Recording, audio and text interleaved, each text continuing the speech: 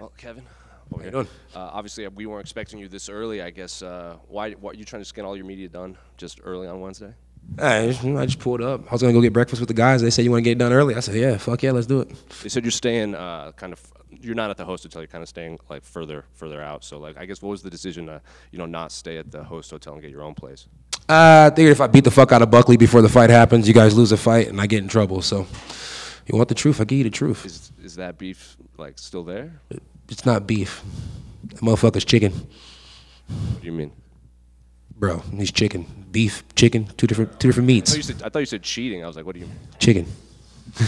Kind of to go off of that, before we get into your fight, Stephen Thompson gave us kind of a funny story where Joaquin Buckley was kind of pestering him for a fight on International Fight Week, and then you went to Stephen and said like, oh, you can't beat up your grandkid because you said Stephen beat you, so yeah. And then you beat Joaquin Buckley, so that would make Stephen Thompson Joaquin Buckley's grandfather. Is that true? Yeah, for sure. Yeah. Plus Buckley's annoying. And it's like, I don't understand why Wonder Boy would want to do that. Wonder Boy, at one point in time, he wanted somebody who was just going to strike with him. Buckley's not going to just strike with him. So, therefore, Wonder Boy's probably going to lose that fight. Fair enough. Fair enough. Looking at your own fight, though, I think, your last fight you kind of took on relatively short notice to go to middleweight, and I think some of us expect you to go back to welterweight. Mm-hmm. Now you're fighting a guy that just fought at light heavyweight, coming back to middleweight. So I guess did it matter who you fought? I know you're supposed to fight Chris, but now you're fighting Roman. No, it never matters. So I was hoping I can get in heavyweight next. You know what I mean? I don't really care who I fight. At the end of the day, if it's a fist fight, I win. If it's a point fight, well, shit, they either lay or they do leg kicks all fucking day. And I know when Chris originally pulled out, you put out that video and you're like, oh, fucking Chris, this and that, kind of tongue-in-cheek. But, like, were you bummed that you weren't going to get to fight Chris Curtis in Utah? Yeah, I wanted to beat the fuck out of Chris, for sure. Is there issues there, too, or is this... Nah, it just made sense. But now that you have Roman, do you like this matchup, too, or do you just want to beat the shit out of Roman, too? Nah, I'm beat the shit out of everybody.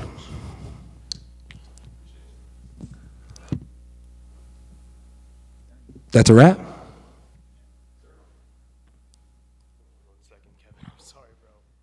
All right, I got a couple for you right over here. A win right here would be your second in a row in the middleweight division. You'd also move into somewhere around 10th in the rankings in that division. Is there anything that would make you want to go back down to 170? Any fights in particular?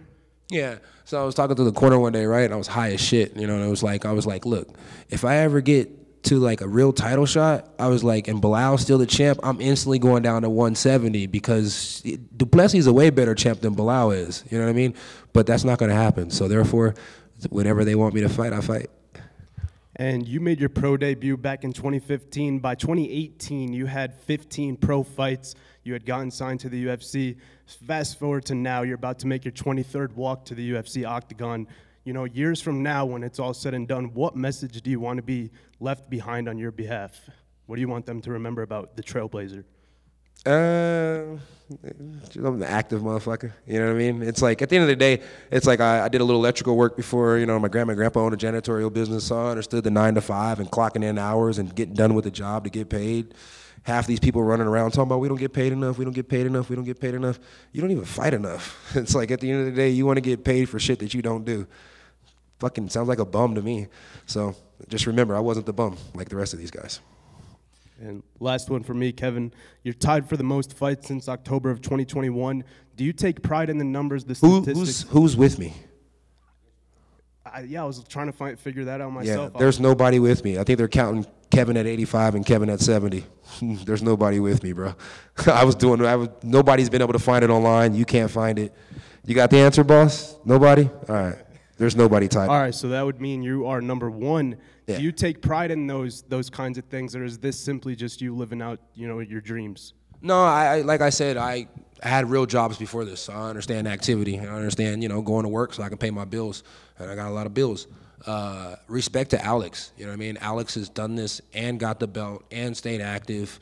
A lot of missions, and they're all successful missions. So, props to that. Me, I'm just active. Thank you, man. Mm-hmm. Kevin, you said DDP was a better champion than Bilal. I just wondered why you felt that. Was it skill-wise? Was it fighting style? What exactly? Fighting style. That fool's fun to watch. I don't like him, but he's fun to watch.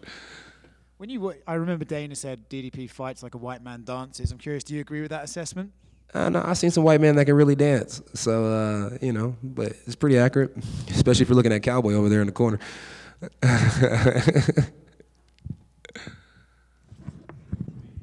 Yeah, just wanted your thoughts on the main event for 307 between Pereira and Roundtree. Same as everybody else. Yeah. Trying to be a nice guy this week, guys. You guys trying to make me talk about people. Hey, appreciate it.